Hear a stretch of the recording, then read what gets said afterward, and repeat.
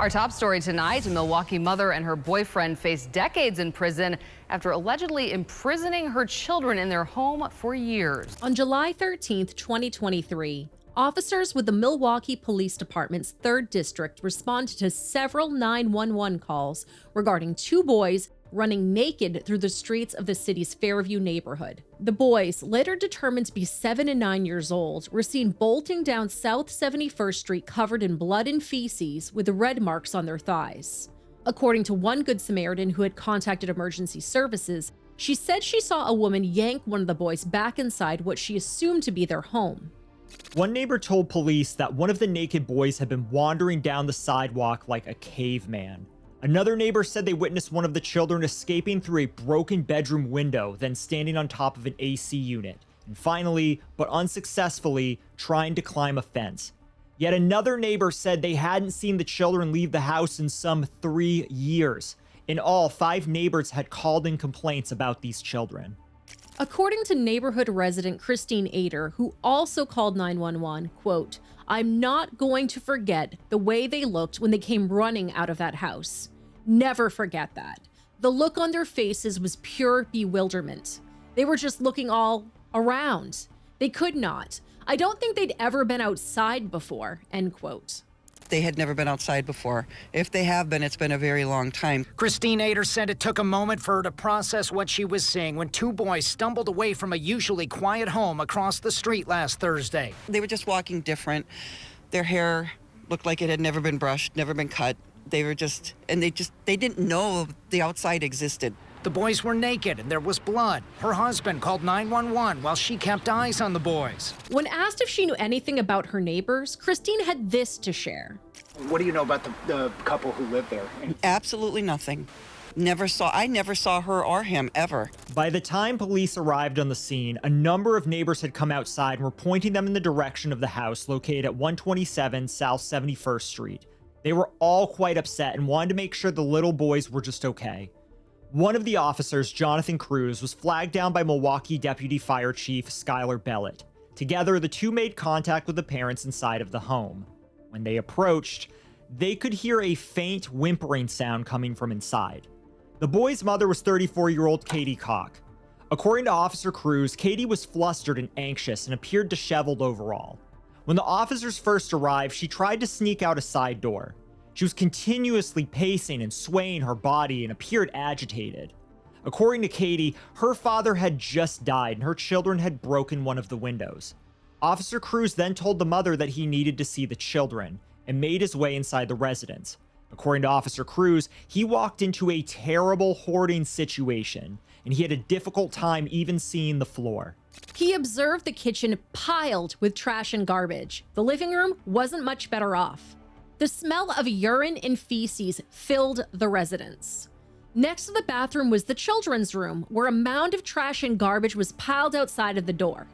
The door was halfway opened and a greater amount of urine and feces smell became present as Officer Cruz approached to take a closer look. The children's room had feces smeared all over the walls. There was also a latch to lock the door on the outside of the kids' room.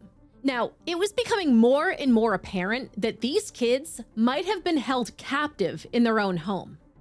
According to Katie, the substance on the walls of the room was clay, paint, and chocolate. Katie, you are not fooling anyone. And Officer Cruz agrees. It is clearly poop. Officer Daniel Goodchild arrived on the scene. He took pictures of the 2 boys, as well as the ground floor and basement level of the dwelling. There was a dog located upstairs, and it's unclear whether or not it was seized by animal control, but based on the information we'll share later on in our story, it would be reasonable to assume that it might have been. In addition, he observed Katie placing a diaper on one of the boys.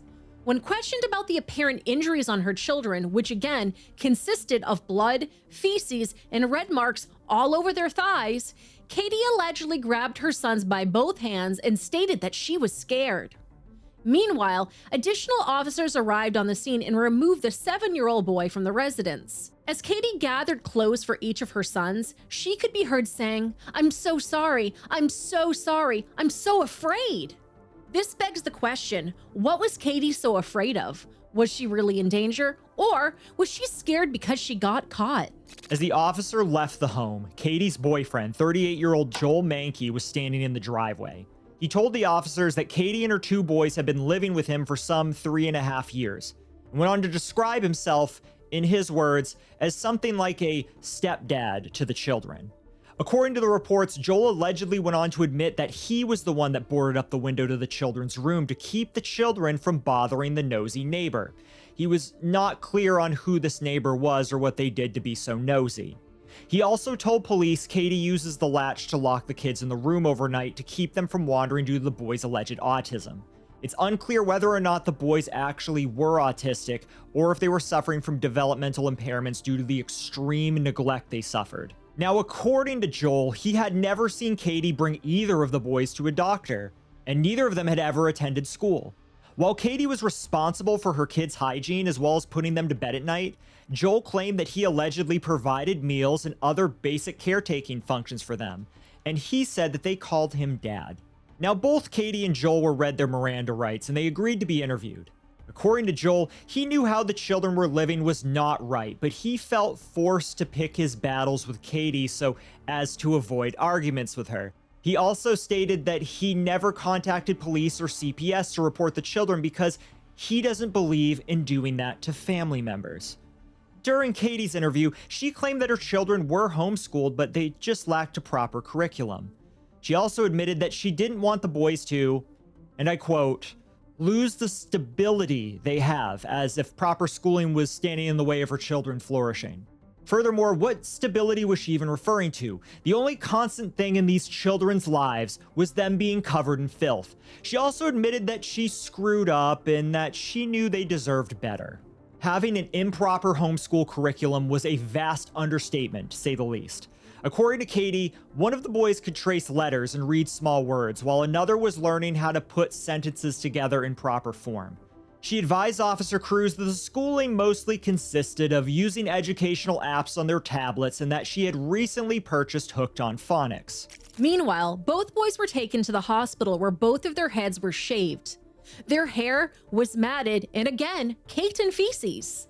When this was brought up to Katie, she was fine with this and claimed the boys just needed haircuts anyway. She stated that the last time the boys had been bathed was 5 days prior. She claimed that she regularly bathed her sons, but admitted that the bathing wasn't as thorough as it should have been. She also admitted that she knew her home was not suitable for habitation. Again, a completely gross understatement considering everything we've already outlined prior. In the end, she wrote both of her boys a 3-page apology letter. If convicted, I wonder if the judge will take this to heart while he throws the book at her. Thoughts and prayers, Katie. Katie Koch and Joel Manke were both arrested and faced multiple charges. As of the date of this recording, Katie stands accused of 2 felony counts each of chronic neglect of a child, false imprisonment, and 2 misdemeanor counts of neglecting a child. Her boyfriend Joel stands accused of 2 counts each of chronic neglect of a child and false imprisonment. They're being held in the county jail in lieu of $30,000 cash bail for Katie and $6,500 cash bail for Joel. According to their public defender, they have no way of paying this bail. They're slated for their first court appearance on July 26, 2023. If convicted of their charges, the maximum penalties include $120,000 in fines and 42.5 years in prison for each of them. Katie would also face an additional $20,000 and 18 months in prison for her misdemeanors. The boys are now in protective custody and out of that nightmare home, thankfully. According to Milwaukee County Assistant District Attorney Mallory Davis, quote, "It's really terrible. It's like something out of a horror movie. The children were essentially confined to their room for much of their lives, and the door had a latch on the outside and the windows were boarded shut. I have finally been able to view videos and photographs of the home, and I can tell you that almost every inch of their walls was covered in human feces," end quote. It's really terrible. It's like something out of a horror movie. A child witness described them as acting like cavemen, like they had never seen the sun before. These children have been permanently damaged from their mother's actions. They are completely uneducated.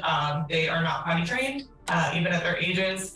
They are essentially at this point unable to function in society. This case is clearly difficult to listen to, and we'll be sure to keep an eye out for updates as they become available.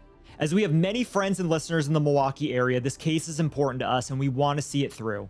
We'll have the full 7-page criminal complaint available for you to review in our show notes. Now, we always say, if you see something, say something. And I commend the neighbors living on South 71st Street because, unlike many bystanders we cover on this channel, they did exactly that. However, I ask myself, just how well do you really know your neighbors? This had been going on for 3 whole years. It really makes you wonder just what kinds of horrors could be lurking behind closed doors.